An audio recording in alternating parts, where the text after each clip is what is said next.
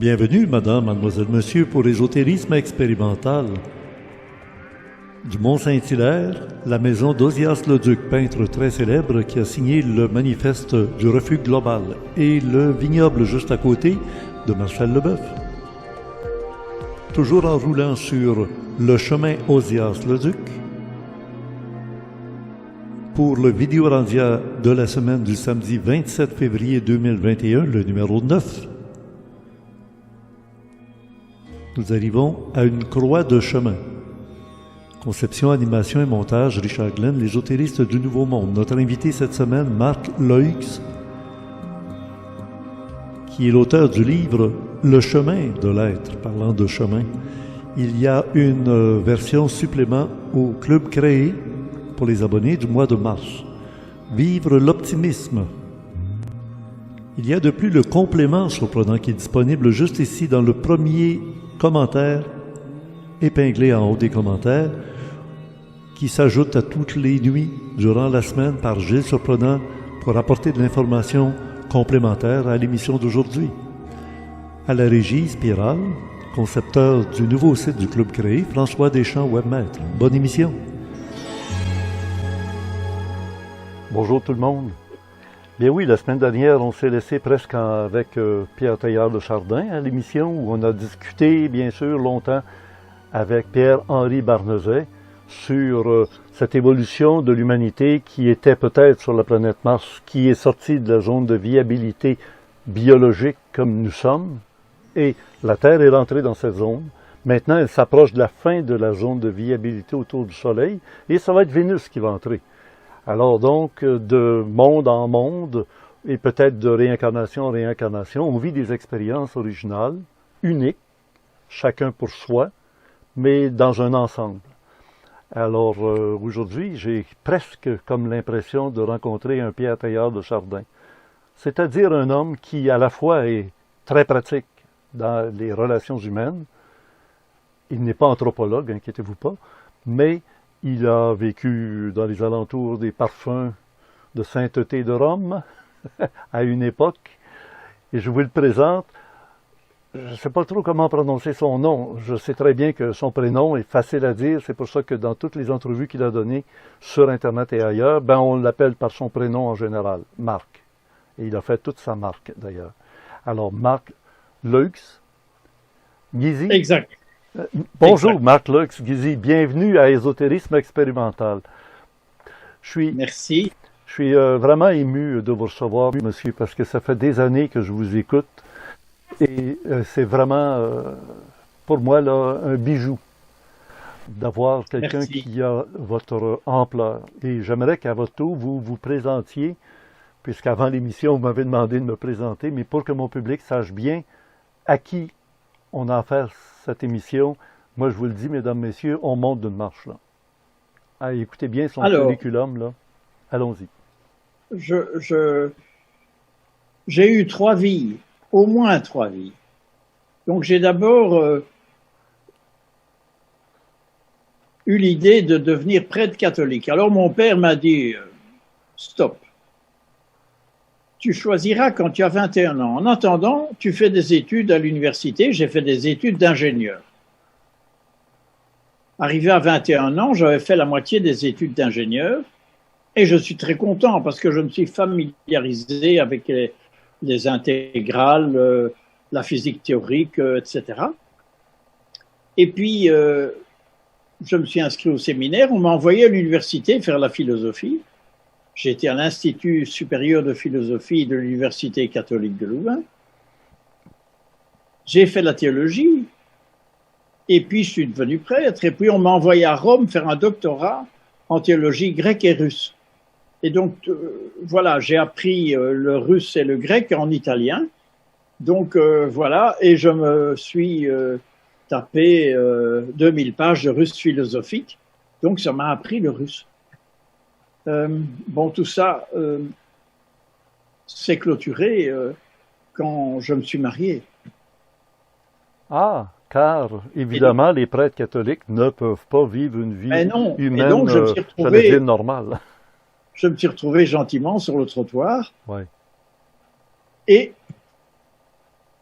par un miracle de la vie, quelques années après, je me suis retrouvé parmi les 12 conseillers de Jacques Delors au sommet de la Commission européenne, qui est le gouvernement de l'Europe. Des États-Unis d'Europe, est-ce qu'on pourrait l'appeler comme Voilà, ça? on Oui. pourrait le dire. Et j'étais chargé de tous les soft matters, c'est-à-dire la sociologie, l'histoire, les religions, la philosophie, l'éthique, l'esthétique, l'histoire de l'Europe, etc. C'était passionnant, absolument passionnant.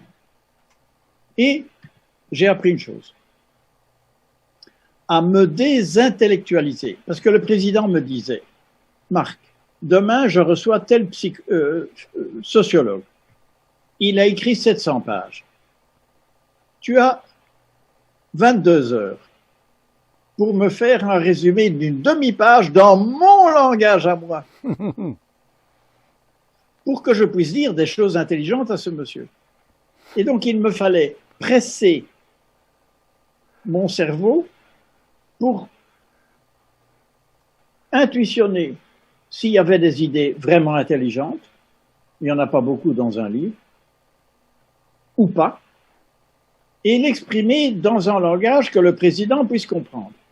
Je devais donc désintellectualiser l'approche, et ça m'a appris à expliquer les choses simplement, parce que sinon les politiciens ne comprennent pas. Et eux, ils ont le charisme de réexpliquer au public. C'est ça leur job.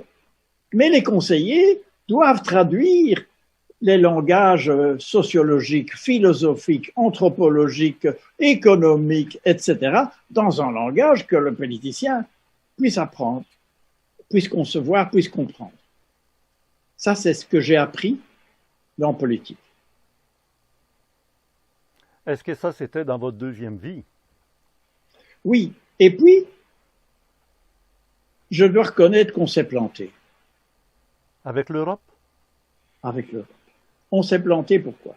La CIA, monsieur. Peut-être. Je vous explique. Jacques Delors nous dit, bon, vous êtes 12 conseillers, je vous paye bien, faites-moi un rapport sur l'économie européenne 2040. Bon. On s'est mis en réseau avec une centaine d'économistes dans le monde entier, et on a fait un rapport que je trouve qui était intelligent. Et on a dit une chose, attention, on a été dans l'ère industrielle, on va garder l'industrie, mais sans job, parce qu'on va mettre des robots partout. On avait déjà prévu, il y a 30 ans, hein, Ben oui. 1993. Hein. Et attention, on doit changer la taxation, parce qu'on ne va pas taxer le job, puisque ça va être des robots qui vont le faire. On doit taxer sans pitié les spéculateurs et les pollueurs. Et tout le modèle de développement européen doit être repensé. Bon, Jacques Delors présente ça aux chefs d'État, qui n'étaient pas des idiots, c'était Mitterrand, qui n'est pas un idiot vraiment, c'était Helmut Kohl au niveau allemand, qui est quand même un grand monsieur, et ils lui ont dit, Mr. Delors, this is very interesting, very intelligent, but si nous disons la vérité aux gens, ils ne vont pas voter pour nous. Parce que les gens ne votent pas pour le changement. Ils votent pour des mensonges optimistes. La croissance, les jobs, etc., même si c'est faux. Si nous disons, if you vote for me, there will be a paradigm shift. Si nous disons ça, nous sommes finis. On aura une statue sur la place. Mais notre vie politique, elle est terminée. Ouais.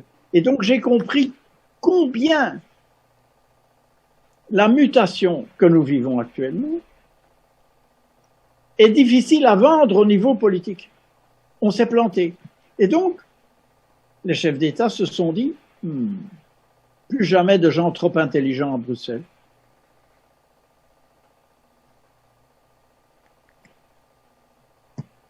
C'était pourtant le temps du grand changement qu'actuellement on provoque.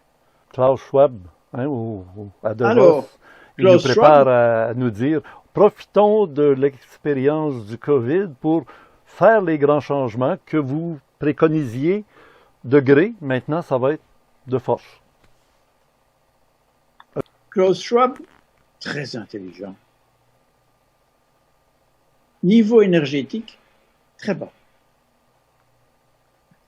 Niveau métaphysique, dépassé. Désolé.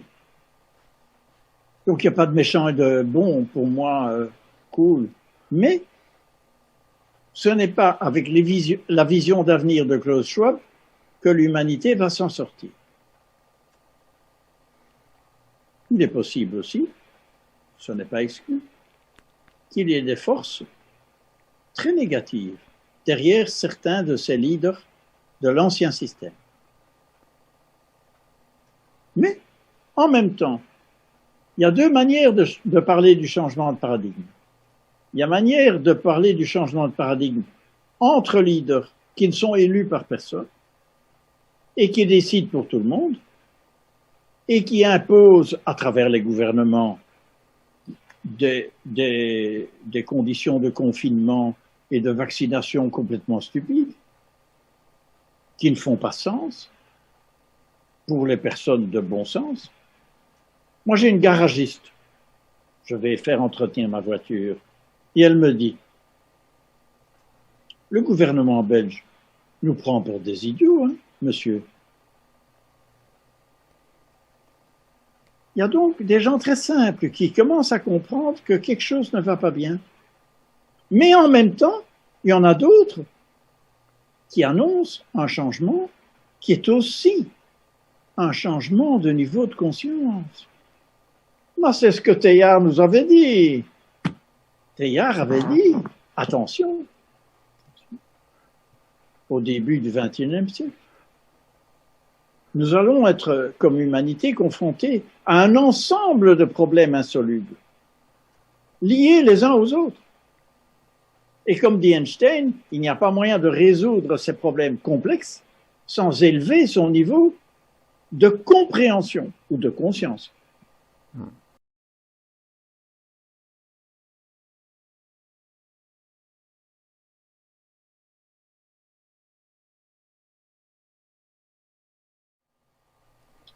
Et Teilhard disait, mais c'est la loi de complexité-conscience. Plus les problèmes sont complexes, plus notre niveau de conscience va devoir s'élever. Et nous allons vers la noosphère. La noosphère, ça vient de nous. Nous, c'est mal traduit en français par esprit. Nous, ce n'est pas seulement l'esprit, c'est l'âme. Et c'est l'esprit. Esprit, âme et corps. Voilà. Et donc, la noosphère, c'est un nouveau niveau d'âme et d'esprit. Et il dit, évidemment, l'humanité va aller vers plus de fraternité dans la lumière christique. Christique, qui n'est pas réduite à Jésus. L'énergie christique est beaucoup plus large. Alors, à mon avis, plus nous entrons dans la noosphère, plus nous sommes furieux. Pourquoi? Mais parce que nous prenons conscience de tout ce qui ne va pas. Parce que notre niveau de conscience monte. Et donc, nous voyons, là, nous voyons ce qui ne va pas, ce qui dysfonctionne. Probablement les femmes plus que les hommes. Parce que nous sommes quand même pétris dans le système patriarcal, politique, religieux, etc. Les femmes sont quand même moins dedans. Et l'énergie dominante de la noosphère sera le sacré féminin. Bon, je m'arrête ici. Teilhard avait tout compris. Le milieu divin, c'est ça. C'est cette perception directe par l'humain, poète, pas nécessairement religieux, mais spirituel, de la présence du divin dans la nature et en nous. C'est fantastique. Teilhard rajoutait aussi, tout ce qui évolue converge. Oui, oui, évidemment. Donc, Vers l'un. les guerres, les divisions pour mieux régner vont disparaître. Ce qui va régner, c'est vers l'unité. Oui. Alors, je m'excuse, je mets ma casquette de théologien juste une minute. Oh non, non, portez-la bien confortablement parce que j'ai senti dans votre évolution, dans votre démarche, en vous écoutant dans les conférences que vous avez données, qui sont disponibles sur YouTube. Et j'ai prévenu M. Marc Leux au début, avant qu'on fasse l'enregistrement de l'émission, de ne pas répéter intégralement des extraits de ce qu'il a déjà donné ailleurs. Et là, ben, c'est pour ça que des fois, je l'amène sur des pistes nouvelles, originales, on verra. Mais déjà, là, je sens que c'est un monsieur qui est né de l'esprit, qui a vécu dans la chair et qui retourne à l'esprit. Oui, mais moi, j'ai évolué. Parce que quand j'étais petit, on me disait, mais tu es un corps avec peut-être une âme, Ben oui, vous étiez un et garçon. quand tu vas mourir, mais ton âme va continuer, mais ton corps, il s'en va. Et puis, et je l'explique dans mon livre, tout d'un coup, je me rends compte qu'au fond, je suis un être divin qui a accepté un mandat d'incarnation qui est le Xème, je ne sais pas lequel, peut-être le 50e, peut-être le 100e, peut-être le 2e, je n'en sais rien. Et à ma mort, hop, je vais vers autre chose. Mais c'est donc une redéfinition de l'essence même de ma vie sur cette terre. Alors, ce que je voulais raconter, juste une histoire, Jésus, un certain Jésus, qui n'a pas voulu fonder de religion, on la lui a fait fonder, bon, par des gens intelligents comme Saint Paul et Saint Augustin, etc., qui étaient très intelligents. Mhm. Mais Jésus ne voulait pas fonder une religion, il venait annoncer probablement qu'il était possible pour les hommes de transformer leur corps et leur mort. Wow. Et quand il dit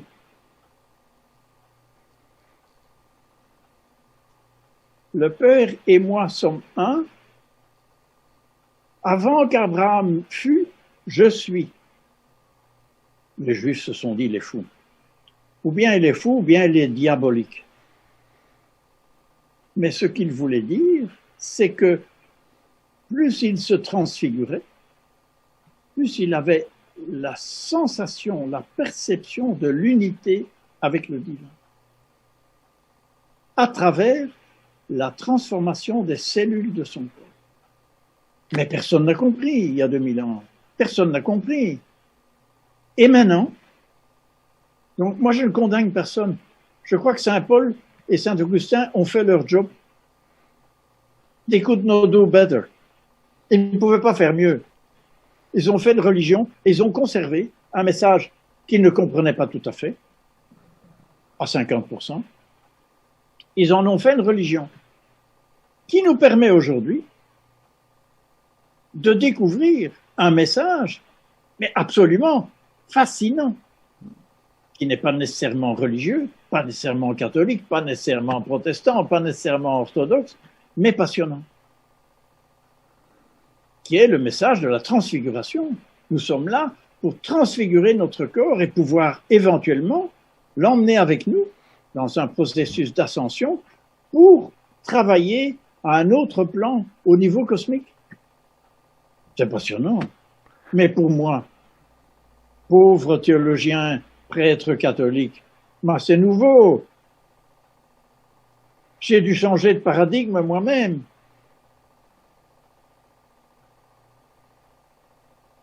Mais c'est passionnant.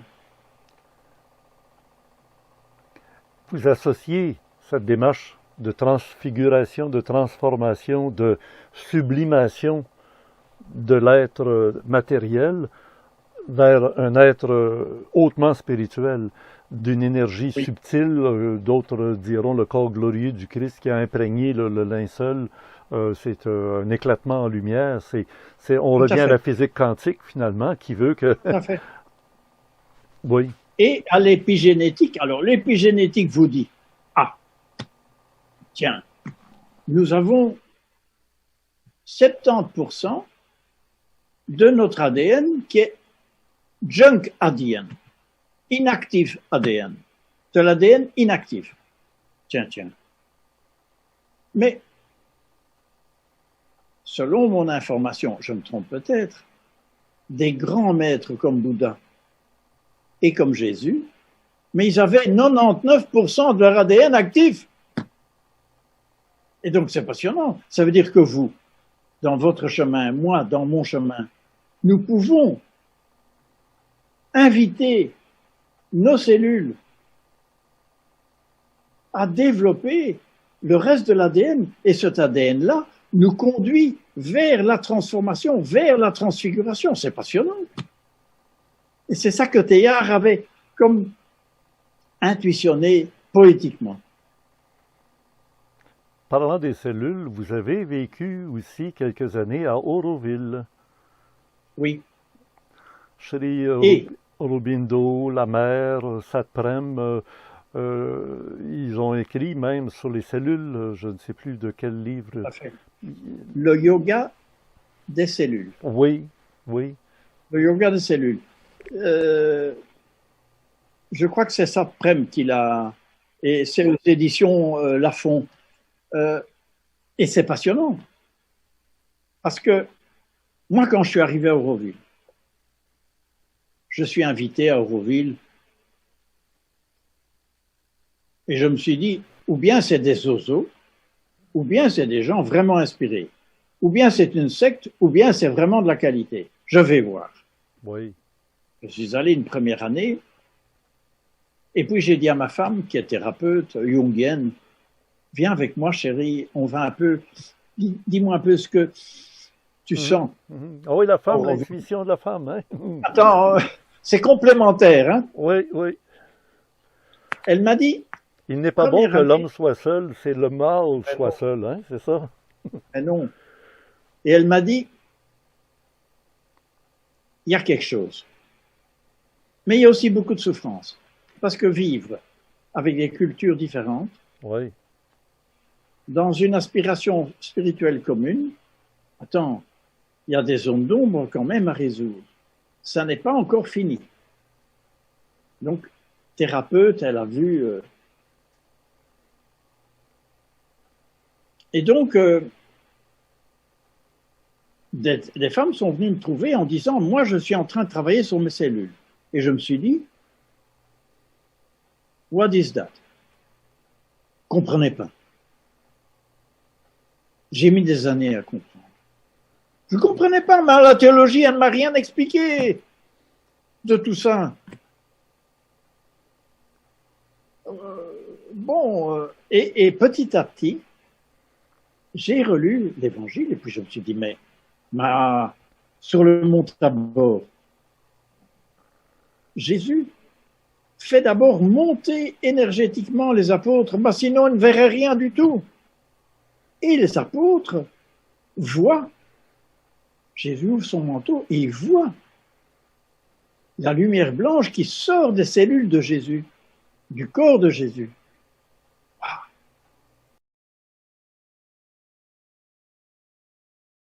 Et leur réaction, ça a été, est-ce que c'est maintenant que tu vas libérer Israël? Donc, on descend de 4 niveaux. Mhm. Ah oui. Ils ne pouvaient pas faire mieux. Ils ont fait avec tout leur cœur. Et Jésus a fait le mieux qu'il pouvait. Et quelque part, ce qu'il a annoncé se passe maintenant. C'est passionnant. Comment Moi, ça, comment ça se passait maintenant? On n'a pas eu beaucoup de cas de gens éclatés en lumière. On a entendu parler de Milarepa qui, devant ses disciples en Inde, se serait échappé en lumière devant les disciples, des centaines de personnes étaient présentes. Oui, ça c'est une chose. Il y a aussi La vie des maîtres, un bouquin qui date de 120 ans. Spalding? Oui, Spalding. Oui. Et puis, Willis Harman, qui est un des grands penseurs de la Californie, de Silicon Valley, il y a 30 ans, parce qu'il y a 30 ans, on était à un niveau énergétique beaucoup plus haut que maintenant avec les GAFA, enfin bon. Willis Harman m'a dit, You must meet Paul Ray. Et Paul Ray, c'est un type qui a, au fond, fait toute sa vie sur les créatifs culturels. Les créatifs culturels, ce sont les gens qui créent les valeurs de la civilisation de demain. Bien. Il a mesuré. Alors, en 1995, il y en avait aux États-Unis 25%. En Europe, 22%. Et maintenant, 15 ans après, 20 ans après, on est passé de 25 à 35, 40%. Ça veut dire que nous sommes dans un haut niveau mondial. Selon mes estimations, avec les discussions que j'ai eues avec les Chinois, les Hindous, les musulmans, etc., on serait à 2 milliards de gens. That's a lot. Est-ce suffisant? C'est beaucoup. 2 milliards sur 7 qui commencent à basculer gentiment, en silence, et sans savoir qu'ils sont nombreux. Vous en êtes, moi j'en suis, chacun à sa manière, de manière complémentaire, de manière harmonieuse. Et dans ce groupe, il semble que 60% soient des femmes. Donc c'est quelque part les femmes qui, dans les entreprises par exemple, et dans la politique, mènent le changement en silence. Parce que les hommes ne reconnaissent pas toujours. Je m'arrête. Est-ce que tout risque, un peu comme on l'a entendu déjà, ordo ab chaos, qu'actuellement, si on veut changer le monde pour arriver à un nouveau monde, il faut détruire l'ancien monde. Du chaos naîtra l'ordre. C'est la devise d'une certaine société secrète ou discrète là, que vous connaissez de réputation. Il y a, chez nous, oui. En Belgique et en France, on parle des collapsologues. Oui. Collapse. Et qui disent, quand on regarde les anciennes civilisations, on se rend compte que certaines conditions ont fait qu'elles ont collapsé. L'île de Pâques, etc. Effondré. Effondrement, oui. Collapse. Vous dites souvent des mots anglais, Marc, vous dites souvent des mots anglais parce que la langue internationale, il faut se l'avouer, à part du chinois, là, du mandarin, mais c'est l'anglais, hein, oui. Oui, vous dites malheureusement, hein. Mais oui, on parle de collapsologie alors qu'on pourrait pas parler d'effondrement, quoi, c'est tout. Bon. On a bien tout ce qu'il nous faut en français. Mais oui. Avez-vous connu Alfred Tomatis? Oui, évidemment. Je l'ai reçu sur mon émission dans les premiers temps, je vous dis, ça fait 45 ans. Et Alfred Tomatis nous expliquait à quel point la langue française, elle a une propriété sonore pour le fameux nerf auditif qui va au cerveau, pour nourrir l'être de manière géniale. Il dit, il y a peu de langues qui ont l'éventail aussi vaste. Mais oui. Cependant, les Chinois vous diront qu'il y a des concepts en chinois qu'on ne sait pas traduire en français. Il y a des concepts français qu'on ne sait pas traduire en chinois. Cool. Ben, nos Indiens du Nord, les Esquimaux, les Inuits, comme on dit, ils ont 8 façons de parler de la neige.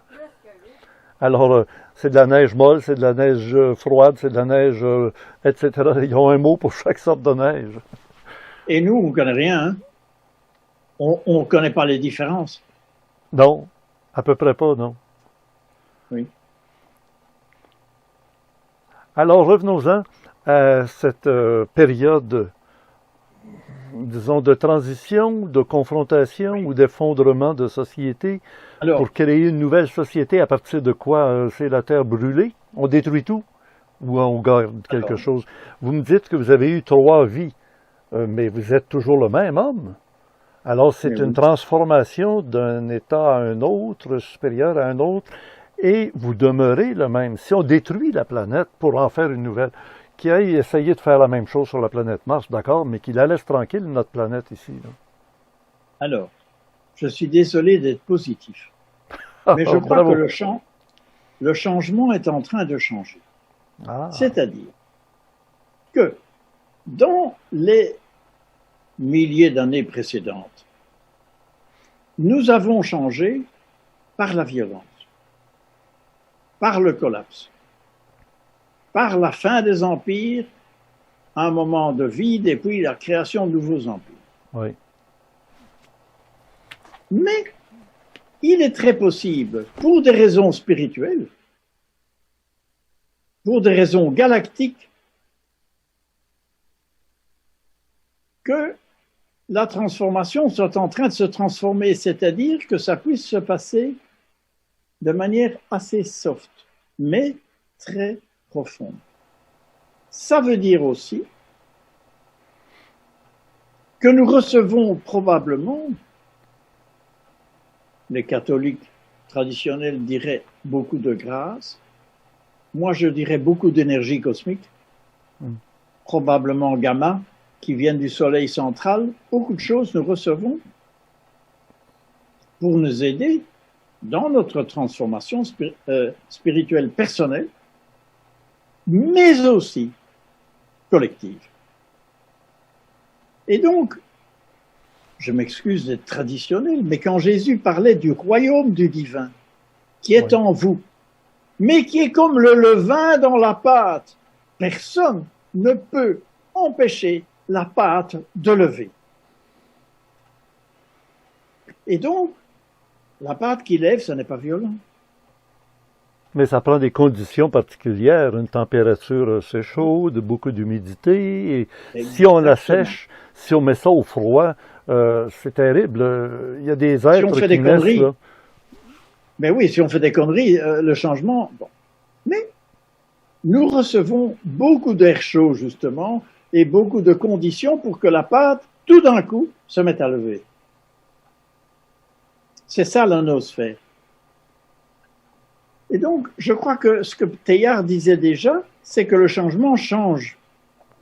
La transition vers la noosphère n'est pas nécessairement violente. Elle peut être animée de colère, la juste colère de Jésus qui chasse les vendeurs du temple. On va devoir chasser pas mal de vendeurs, d'abord de notre temple intérieur, attention, et puis des autres temples. Bon, nous avons à travailler sur nos zones d'ombre à nous. Mais aussi, je crois que nous sommes en train de monter dans un silence parfait. Nous montons au niveau de conscience. Et plus nous montons, plus évidemment, nous voyons ce qui ne va pas. Et nous commençons à apercevoir de nouvelles structures économiques, politiques. Je suis en train, aujourd'hui, d'écrire la préface d'un livre écrit par une Française qui a juste été directrice de France Télécom. Bon. Donc, elle connaît le business. Et elle dit, nous changeons de civilisation. Et nous devons utiliser l'économie immatérielle pour valoriser économiquement the love economy. What is the love economy? Qu'est-ce que c'est l'économie de l'amour? Mais c'est éduquer les enfants, c'est s'occuper des vieux parents, c'est s'occuper des handicapés, c'est favoriser le lien social, favoriser la culture.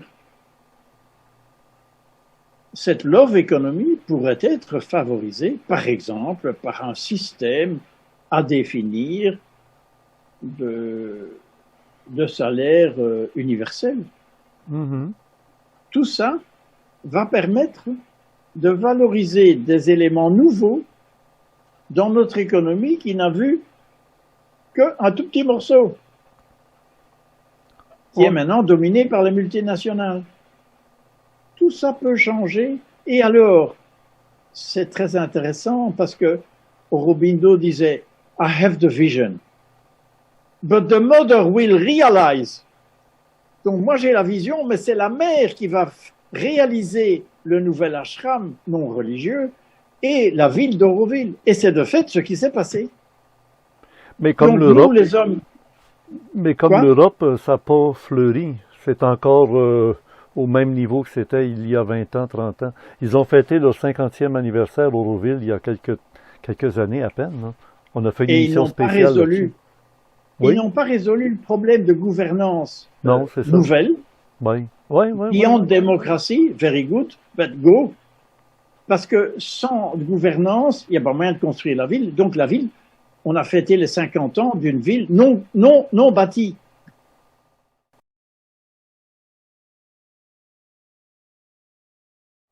Il n'y a que le Mantrimandir qui est une merveille, et les jardins autour qui sont construits, le reste n'est pas construit. Exact. Et donc, c'est un symbole très fort de notre civilisation. Mais je crois que notre civilisation ira au-delà. Je crois que notre civilisation ira au-delà. Et maintenant, ceci de vous à moi, je crois. Attendez, on va se replacez-vous là un peu là parce que l'ordinateur a Oui, pris. j'ai bougé avec mes pieds et donc. Oui, Voilà. oui, on va prendre le temps là, ça va être coupé, il n'y a pas de problème. Ça va à votre goût, hein? Moi je trouve que c'est merveilleux, j'aime beaucoup vos paroles. Ça ressemble un peu à ce que vous avez déjà dit ailleurs, mais un peu différente. Là. La couleur est un Mais peu. c'est différent. Et Oui, puis, j'essaye de vous dire comment j'ai vécu les choses. oui, oui, c'est ça, évidemment. Et, mais cette vision à faire référence à Aurobindo, j'aime beaucoup parce que ça, c'est plus dans mon univers ésotérique, expérimental. Euh, Et la mère, oui, allez-y, oui, la mer, oui. et c'est écrit dans le yoga des cellules, la mère a réuni tous ses médecins et tous ses conseillers avec Satken, qui était français. Et elle a dit, attention, mon corps risque de sembler mort.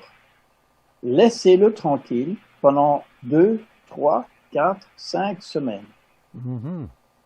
afin qu'il se reconstitue.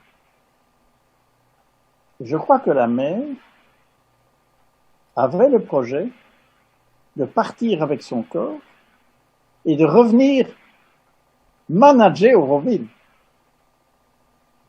Ça aurait été un projet extraordinaire. Il y a peut-être une petite fille qui va apparaître dans les années qui viennent. Who knows? C'est Et dommage donc, c'est dommage qu'on ne retienne pas en souvenir dans notre cerveau nos vies passées et oui, le projet de vie qu'on a pour maintenant. On appelle ça le plan de vie. Il y a des gens qui courent, les gourous, qui courent ici à gauche, à droite pour essayer de savoir c'est quoi mon plan de vie, c'est quoi la mission que j'ai à remplir sur Terre. Et un jour, j'étais pour vous demander, évidemment, Marc Leux, avez-vous rempli votre plan de vie? Est-ce que vous êtes content de bien, l'existence que vous avez eue? Moi, j'imagine que vous devez être satisfait de l'expérience de votre vie présente. Là. Ça a été un moment je important. me suis, c'est une bonne question que je me suis posée à la fin de ma vie. Elle n'est pas terminée, Je hein? me Moi, suis je me dit, donne au mais moins jusqu'à Marc, 85, quel est ton, 90. quel est ton mandat d'incarnation? Oui. Pourquoi tu t'es incarné?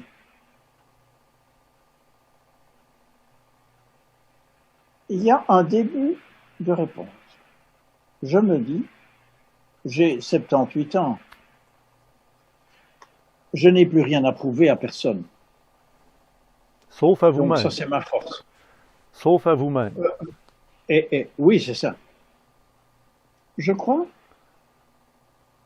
que mon mandat d'incarnation est de montrer qu'il est possible de se transfigurer.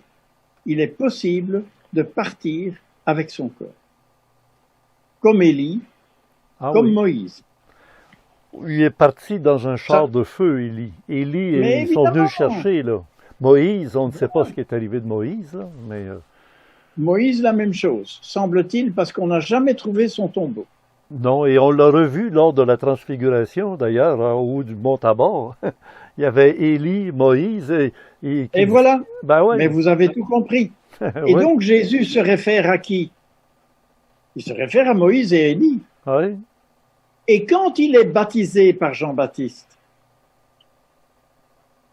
l'Évangile ajoute Jean-Baptiste qui était probablement la réincarnation d'Élie. oui, Ça veut dire quoi? Ça veut dire Jésus essaye de faire comprendre aux Juifs et aux autres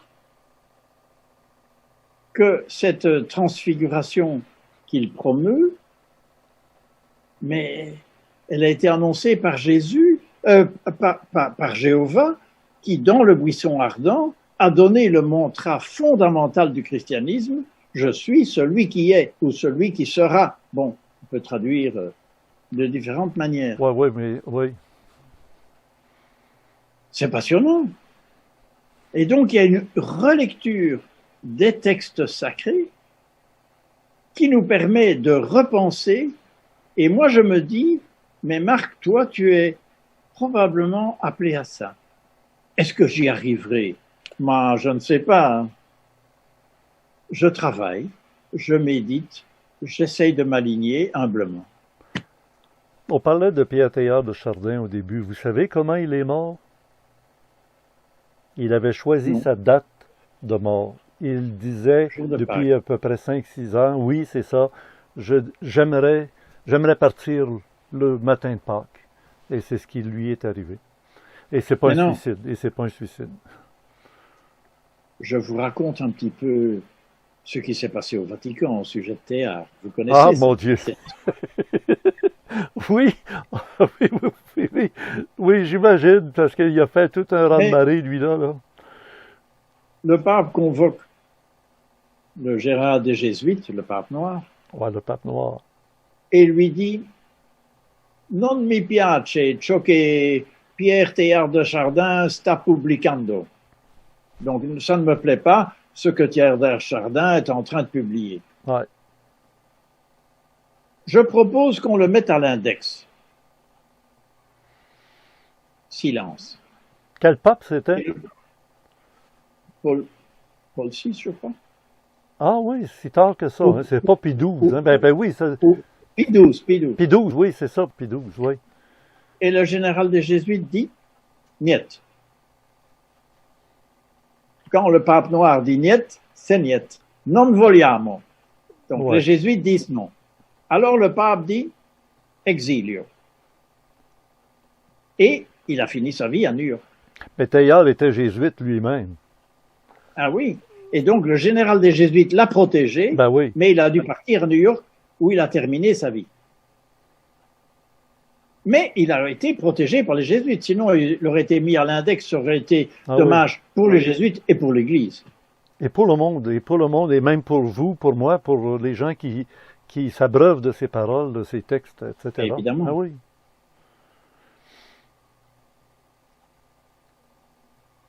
Vos livres que vous avez écrits, Marc Lux, s'adressent à tout le monde parce que Pierre Teilhard, il n'est pas facile. Il faut avoir déjà fait une espèce de démarche pour comprendre un peu. C'est pas des messages hermétiques complètement, mais c'est pas à la portée de tous. C'est un peu comme une pièce de piano. Vous avez des partitions de Mozart ou de Chopin, même Mozart. Il y a des partitions pour les enfants. Mais tu arrives avec Chopin, tu peux pas mettre ça dans les mains d'un enfant qui va essayer de jouer du Chopin. Non. Vous voyez, au fond, ce que j'ai appris en politique, c'est à expliquer les choses simplement. Sinon, les politiciens, non. Quand vous êtes conseiller d'un politicien, il ne comprend pas. Ouais.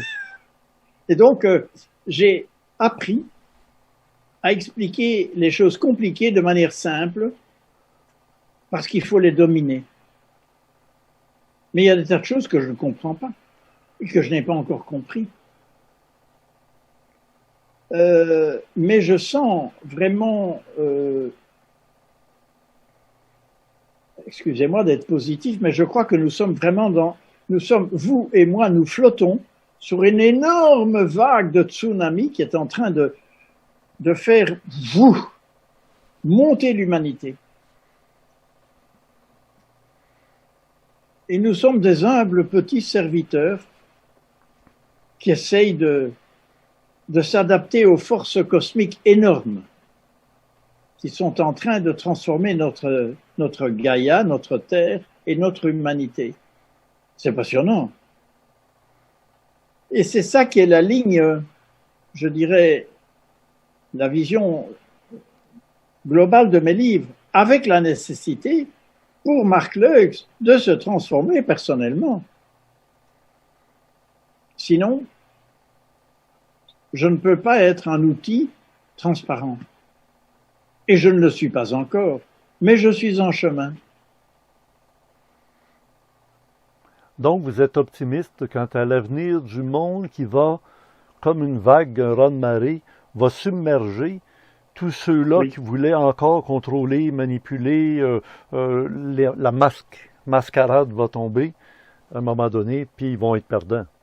Parce qu'ils avaient besoin du troupeau pour dominer. Mais si le troupeau n'existe plus parce que le bon pasteur, ils l'ont en chacun d'eux. Alors, on parle beaucoup de pédocriminalité. Oui, entre autres, là, oui. On a d'ailleurs détruit beaucoup l'Église catholique en se servant de cet argumentaire. Oui. Ah oui, pouvez-vous replacer votre caméra? Vous êtes en train de descendre. Ah! Ben oui. Voilà. Geneviève qui demande. Alors, oui, c'est tout un dossier, ça. C'est au téléphone? Oui, je suis occupé. Avez-vous un chat? Avez-vous un chat, Marc? Non, la voisine a un chat. Ah, OK, j'ai entendu le chat. Oui. Ah ben oui. Non, mais c'est ma femme qui est venue me demander quelque chose, mais j'ai dit que j'étais occupé encore pour... Avez-vous eu des enfants, Marc, avec votre femme? J'ai eu un enfant avec ma première épouse, oui. Et elle a eu des enfants avec son premier mari. Et donc, elle a 3 enfants, moi j'ai 3 enfants, et moi j'ai 9 petits-enfants, et elle en a 6. Ça fait tout un monde. Bravo. Oui. Voilà. Et donc, ce que je voulais... Où en étions-nous? C'est bon, parce que pour vous, d'avoir autant de générations autour de vous, ça vous maintient dans l'énergie, parce que les nouveaux êtres qui naissent, là, ils naissent avec un autre minding, avec un, tu sais, je vais utiliser des mots anglais moi aussi, là, un autre processeur. Et donc, leur intelligence est plus rapide et plus instantanée et avec Internet, ils ont été obligés de structurer ça très rapidement. Vous oubliez une touche, ça ne fonctionne pas. Qu'est-ce qui manque? Tu as oublié ton trait d'union, ton point. Ah, ils mettent le point. Hey, à l'époque, avant, on tournait les coins ronds. Là, on ne peut plus tourner les coins ronds. Il faut être précis. Oui. Et on peut dire, dans une classe de 20 élèves, que vous en avez 5 au moins. Et bientôt 6, 7, 8, dont le disque dur est déjà préparé par la nouvelle société, la nouvelle civilisation. Alors, que fait la médecine? Ben, on les drogue de médicaments pour qu'ils soient bien calmes en classe. Le Ritalin, entre autres, ici, c'est un scandale, oui. Un scandale. Oui. Le côté positif, c'est que, et moi je dis toujours aux jeunes générations, attention, hein, parce que maintenant vous dites, oui, on va changer tout, on va changer de paradigme. Quand on sera au pouvoir, on va changer de paradigme. Je dis, oui, vous avez raison, il faut y aller, mais pour ça, il faut aussi travailler votre zone d'ombre et travailler ce que vous avez à travailler dans cette vie-ci. Parce que votre mandat d'incarnation, il est là pour vous comme pour tous les autres. Il comporte un volet politique de transformation sociale, politique, économique, d'accord, mais il comporte aussi un volet de transformation personnelle. Attention, hein. Oui. Avant qu'on se quitte, nous avons... Marc Lux, j'aimerais vous poser une question là, avant qu'on se quitte, parce qu'il nous reste à peu près 15 minutes ensemble. Jean-Claude Juncker, vous connaissez sans aucun doute. Oui, Et sa fameuse déclaration qui m'a touché intérieurement de manière frappante. Je me suis dit, ça se peut pas, il n'a pas dit ça pour vrai. Car je navigue beaucoup dans l'univers de ceux qu'on appelle les contactés, les missionnés, les programmés, les gens qui ont des rapports avec des entités qui sont bienveillantes, benevolent, pas malveillantes. Et quand Jean-Claude Juncker est allé dire Il faut savoir que ceux qui nous observent de loin sont inquiets. J'ai vu et entendu et écouté plusieurs des dirigeants d'autres planètes qui sont très inquiets parce qu'ils s'interrogent sur la voie que l'Union européenne va poursuivre. Et donc il faut rassurer et les Européens et ceux qui nous observent de plus loin. si vous avez une opinion sur cette approche, j'y vais par la bande, là, du phénomène extraterrestre qui est pas nécessairement toujours en soucoupe volante de tôle. Je préviens les gens, les soucoupes volantes de tôle, aujourd'hui les Américains, les Russes peuvent en fabriquer. Sauf qu'il y a eu une époque où il y avait des êtres qui étaient là. On les appelait de différentes façons et ils se manifestaient. Et il y a des gens qui vivent des choses importantes présentement avec cette réalité-là. tout à fait. Et je les respecte. Moi, j'ai reçu Nassim Haramein. Vous connaissez? Nassim Haramein, oui, Je sais que vous avez fait l'éloge de deux personnes, Idriss Aberkan oui, et Nassim, en oui. disant ce sont des nouveaux phares dans le monde, ils ont une intelligence extrême. Et Nassim a vécu à Montréal dans sa tendre enfance. Oui. Et Oui. il est venu sur mon émission déclarer ceci, lorsqu'il était tout jeune, 6 ans, 7 ans, 8 ans. Il était visité la nuit par des êtres qui passaient par le plafond. Sa mère les a vus à plusieurs reprises. Il était amené avec eux. Et je lui ai demandé, est-ce que c'est un dédoublement astral ou comment tu étais là? Et il dit, il m'amenait dans des vaisseaux. Il dit, je voyais la Terre qui s'éloignait. Mais j'ai dit, est-ce qu'ils étaient physiques, là, comme vous et moi, là, on se touche, là? Il dit, oui. Oh. Et le grand Nassim Haramein a avoué avoir été initié à piloter un vaisseau, un plus petit, et il a dit, ils m'ont assis, ils m'ont dit comment faire, puis il dit, mais j'ai dit, ça vient de là, votre source? Pourquoi vous êtes devenu un scientifique? Il travaille maintenant sur les énergies libres, l'antigravitation, etc., après avoir découvert le diamètre du proton. Il serait nobélisable, ce gars-là, là. Il est allé étudier dans des universités, pas pour avoir l'étiquette sur la boîte de conserve, qui est le diplôme universitaire d'une université. Il est allé chercher les réponses aux questions qui se posaient scientifiquement, là où il y avait les meilleurs professeurs dans le monde. Alors, je vais répondre à Bon, votre là, je question. vous ai ouvert tout un dossier, là, monsieur.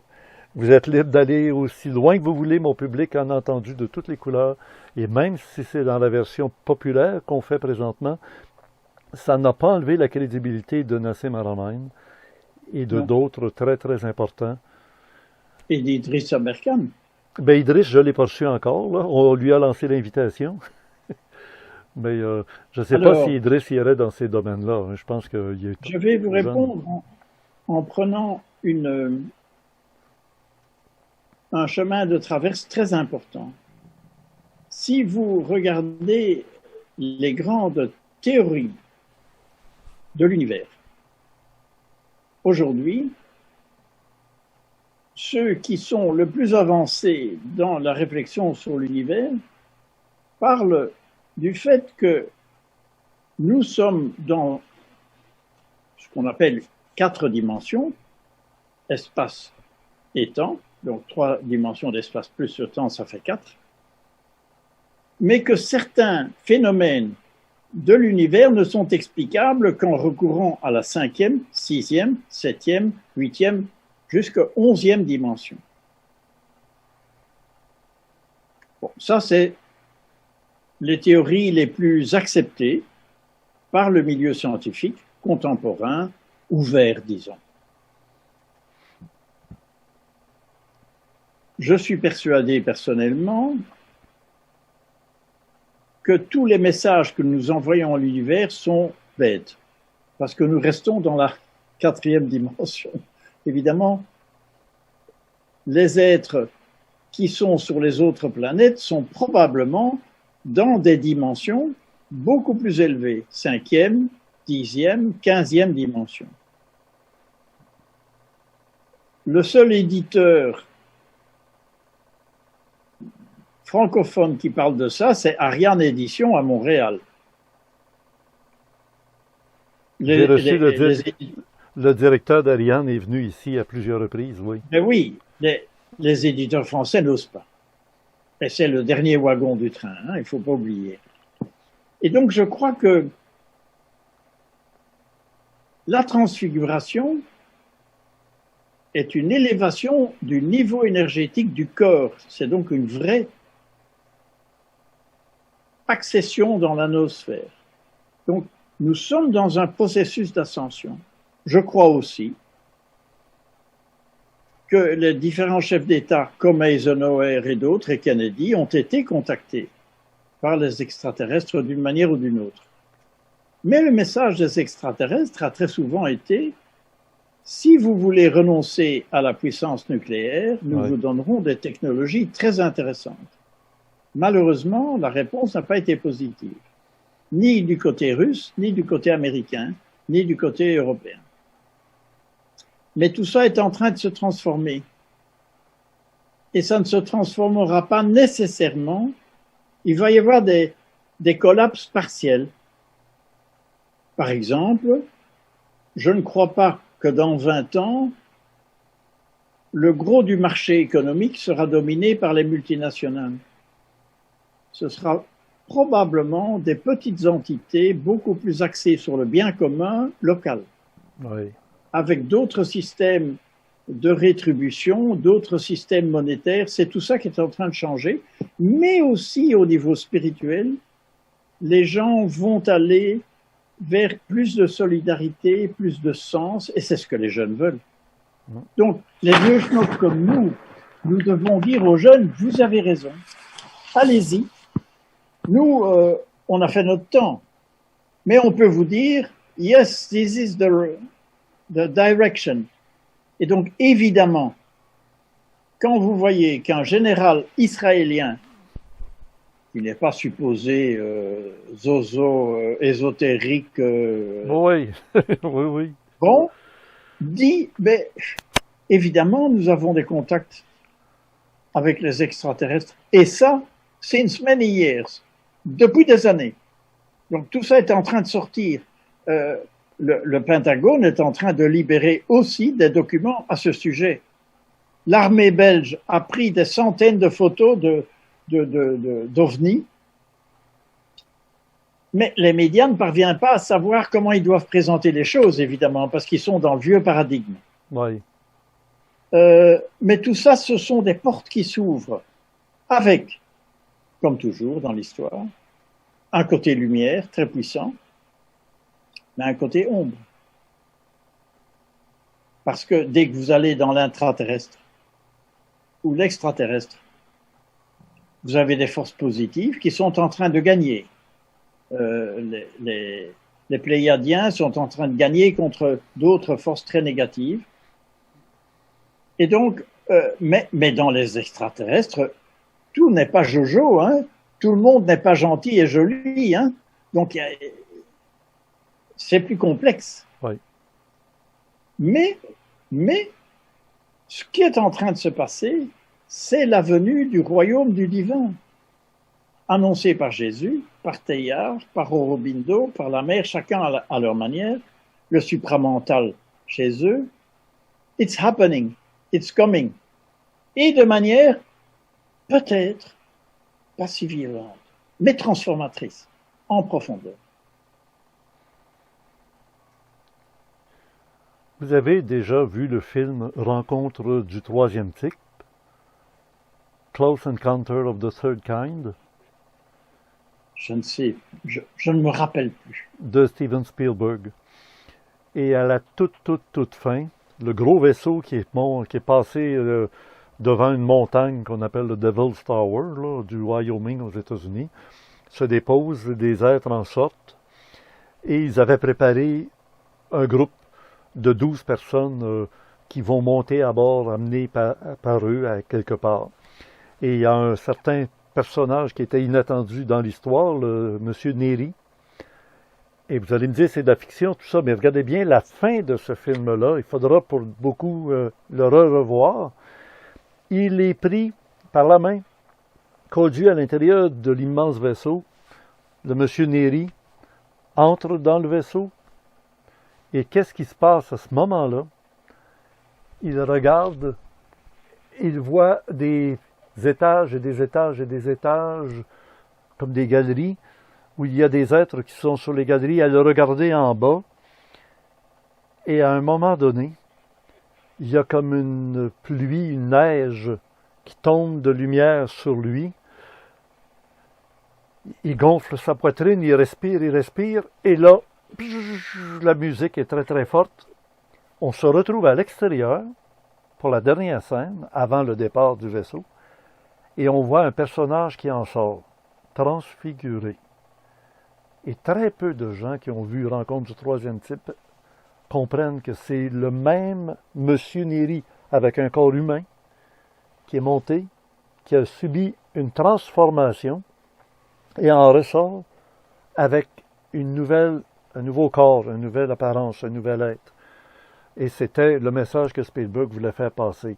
Il y aura à la fois une transformation psychologique, spirituelle et physique. Les trois vont de pair. Et physique, oui.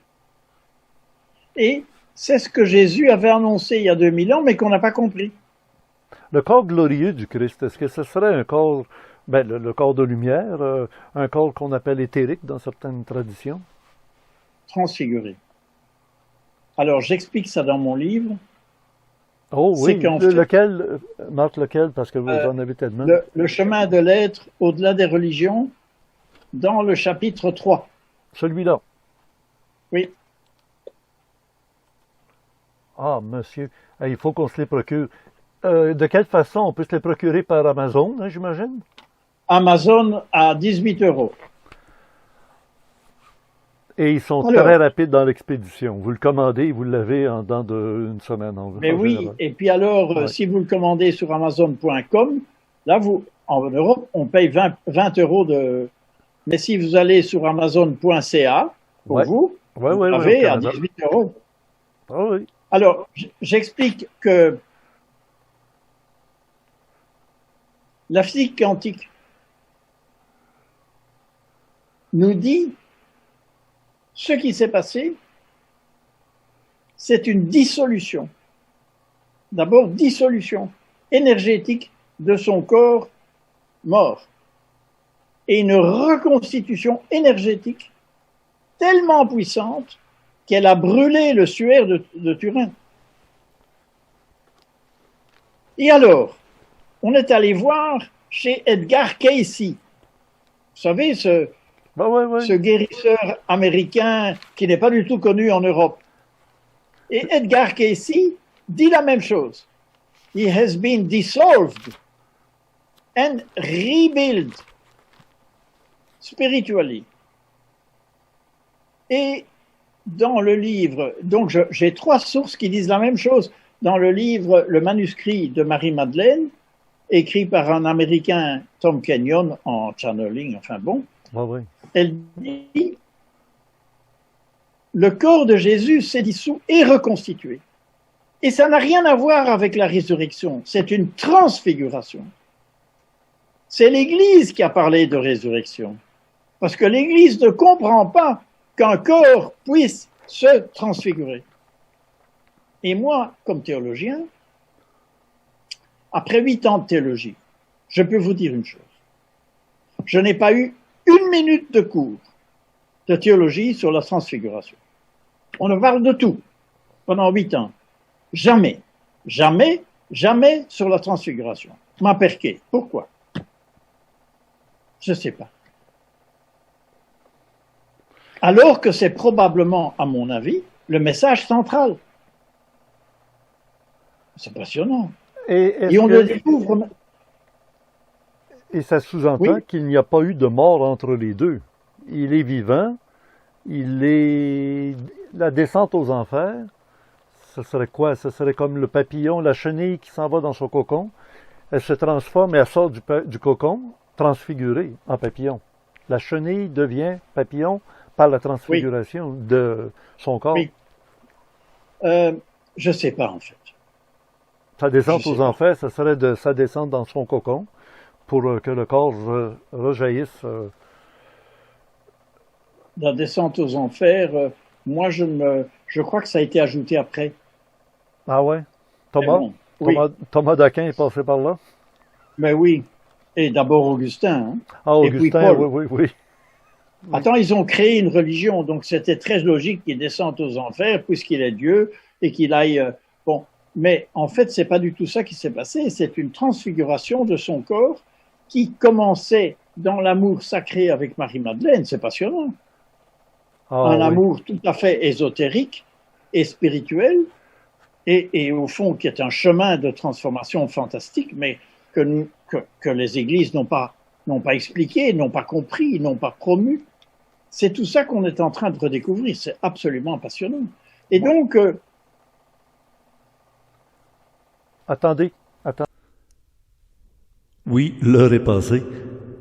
Eh bien, nous retrouvons un supplément à cette rencontre dans le Club créé du mois de mars 2021 pour les abonnés au Club créé. Plus d'une heure, encore une fois, avec Marc Loix. Vivre l'optimisme. Comme à toutes les semaines, c'est directement de Mont-Saint-Hilaire que vous parvient le Vidéorandia du samedi soir. La maison du peintre Osias Leduc, juste à côté, le vignoble de Marcel Leboeuf, à Mont-Saint-Hilaire. Nous sommes sur le chemin Osias Leduc, qui mène au chemin de la montagne pour ceux qui veulent aller explorer la montagne. C'est pour le Vidéorandia du samedi 27 février 2021, le numéro 9. Nous arrêtons devant la croix de chemin. Conception, animation et montage, Richard Glenn. Notre invité, Marc Loix, théologien, auteur conférencier, homme de politique et d'affaires. Il est l'auteur du livre Le chemin de l'être au-delà des religions.